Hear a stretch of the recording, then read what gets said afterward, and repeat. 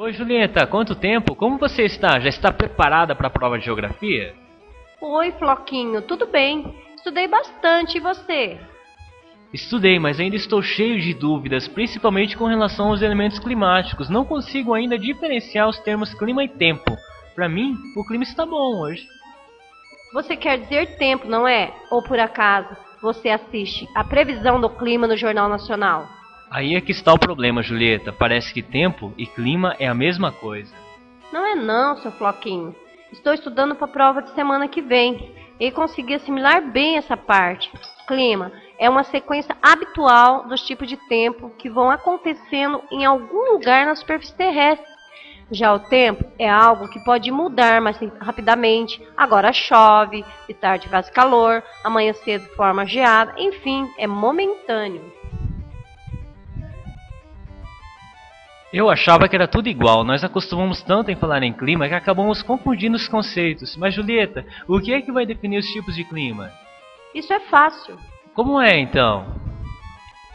O que vai definir o tipo de clima que ocorre em determinado local é a ação do que chamamos de elementos do clima.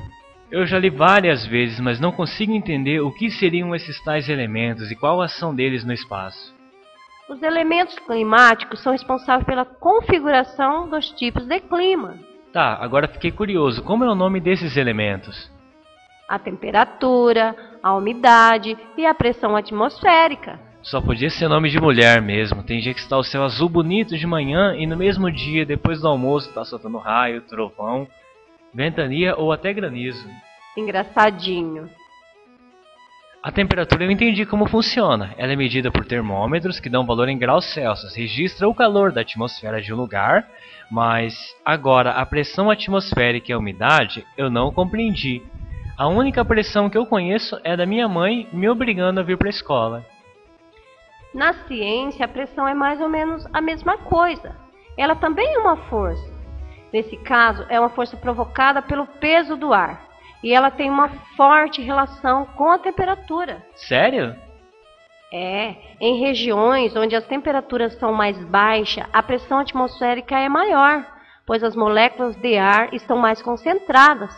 No entanto, em regiões mais elevadas, de menor temperatura, também há menor concentração de moléculas, que é chamado de ar mais rarefeito. E nesse caso, menor será a pressão. Então quer dizer que nas regiões polares, como as temperaturas são mais baixas que no resto do mundo, a pressão é maior? Exatamente. E em relação à umidade, como ela ocorre, como ela pode ser medida? Ela está relacionada à quantidade de vapor de água presente na atmosfera em determinado instante e pode ser expressa em valor absoluto ou relativos. Por isso que a mãe falou esses dias que o trigo estragou no armário, porque pegou muita umidade e acabou estragando o trigo? Isso mesmo. Nesse caso, o armário estava carregado de umidade e acabou estragando mesmo o trigo. Mas e esse negócio de absoluto e relativo? O que é isso? Não entendi. A umidade absoluta do ar é a quantidade em gramas de vapor de água. E a umidade relativa, como é que a gente descobre? Bom, a umidade relativa do ar é obtida através da relação entre a umidade absoluta e o ponto de saturação em determinado local e momento. Agora você está falando difícil. O que é o tal do ponto de saturação? Olha, vou falar para você certinho para você entender. O ponto de saturação é a quantidade máxima de vapor de água, o que o ar consegue reter. Vamos supor que eu tenha em minhas mãos um jarro com capacidade de 1 litro. Ao atingir essa capacidade, chegamos ao ponto de saturação do jarro. Ao atingi-lo, temos a ocorrência das precipitações. Entendi agora, mas e a umidade relativa? Ela, então, vai ser a relação entre os gramas e o ar com o vapor d'água? Até aí tá claro, mas e a forma de se medir isso? Nesse caso, a porcentagem. Ainda falando de umidade, podemos falar também sobre os tipos de chuva. Tem muita dificuldade de compreender a diferença entre elas, principalmente convectiva e orográfica. E, no entanto, as chuvas frontais eu entendi. Elas ocorrem no encontro das massas de ar de características distintas, o ar mais o ar quente, mais o ar frio. Tá, então, Julieta, é o seguinte. As chuvas orográficas são originadas quando uma massa de ar úmido se desloca, acaba encontrando uma barreira topográfica, uma serra, uma montanha, e essa massa de ar ela é forçada a elevar-se, ocasionando as chuvas. As chuvas convectivas, elas são chuvas causadas pelo movimento de massas de ar mais quentes que sobem e condensam, sem a necessidade propriamente de uma barreira topográfica. Agora entendi, mas eu ainda tenho grandes dúvidas sobre como é feita a medição desses elementos. Mas essa curiosidade vai durar pouco, eu tenho certeza, pois a escola nos levará à estação climatológica principal de Campo Mourão. Até agora eu não entendi o que a visita à estação tem a ver com a medição dos elementos do clima, mas vamos lá, né? É nesse lugar onde é feita a coleta dos dados para que os meteorologistas possam entender e prever como ocorrem os tipos de tempo. Tem esse vídeo no YouTube que encontrei agora há pouco, que fala bem disso. Vamos ver? Opa, manda aí, vamos dar uma olhadinha. Com o aumento das chuvas e dos ventos fortes, a previsão do tempo é um dos assuntos mais discutidos atualmente. Precipitações, velocidade do vento, pressão atmosférica e umidade do ar. Todas essas informações também são coletadas aqui em Campo Mourão. A cidade possui uma das 300 estações meteorológicas do país. No Paraná, são apenas 8. A de Campo Mourão foi fundada em 1958 e continua funcionando até hoje, graças a uma parceria entre o Instituto Nacional de Meteorologia e a Faculdade Estadual de Ciências e Letras de Campo Mourão.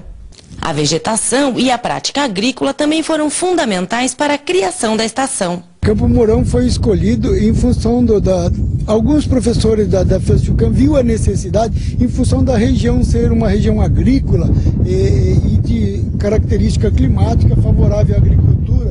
Então esses professores lutaram junto à Unimed e conseguiram essa estação aqui para Campo Mourão. Então basicamente foi a região.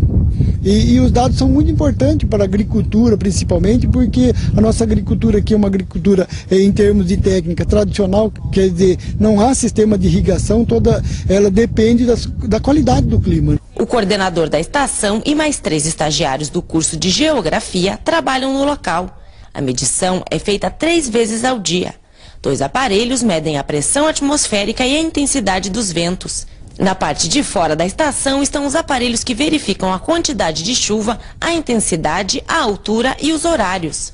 Na parte de cima da estação, mais um aparelho verifica a intensidade dos ventos, a irradiação solar, a quantidade de calor gerada pela Terra e a temperatura média.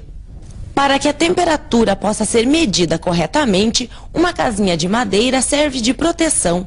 Pintada de branco e com espaço para ventilação, a casinha protege os termômetros. Medição feita, é hora de repassar as informações que vão para uma central. Mínima 18,3 e umidade 80%. Precipitação 1,6. E a partir dessas informações é que a previsão do tempo é feita. Esses dados auxiliam agricultores, companhias de energia elétrica, pesquisadores e a comunidade em geral. No mesmo terreno, a estação divide o espaço com uma estação automática do CIMEPAR. Se para obter todos os dados sobre o tempo é preciso consultar todos esses aparelhos, na estação automática apenas um equipamento faz todo o trabalho. A estação convencional, que é a nossa, ela tem a importância porque os dados são coletados por pessoas. Então, são dados precisos e importantes. A estação automática tem algumas vantagens e algumas desvantagens. A vantagem é que os dados são automáticos, fornecidos de horas em horas. Quer dizer, você tem 24 leituras durante um dia. Por outro lado, quando um equipamento desse é danificado ou apresenta algum problema técnico, ele depende do técnico vir até a região, trazer o equipamento, substituir o equipamento, consertar o equipamento. Daí você vai tendo lacunas sem dados. O espaço é aberto para visitação de segunda a sexta durante todo o dia. O agendamento pode ser feito na FESFUCAM pelo telefone 3518-1880. Legal, então, semana que vem a gente se encontra na escola, tá bom? Tchau! Tchau, até semana que vem. Tchau, tchau. Tchau.